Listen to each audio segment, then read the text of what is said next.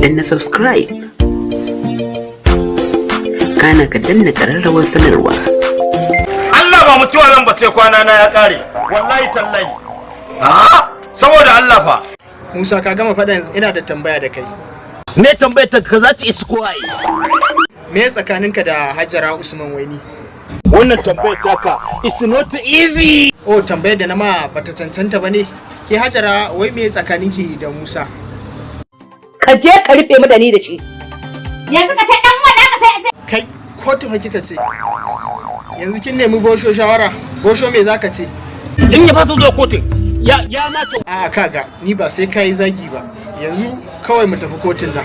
Da so yanke mana shari'a. Kina ce ne? Kotu ta yanke maka sati 2 zuwa gidan kaso. Yanzu Musa wa gari ya waya. I'm losing opportunity people now. Kai ya samu ba yasgan ba. Tafi gidan yari ana jiran ka. Babin tsawon da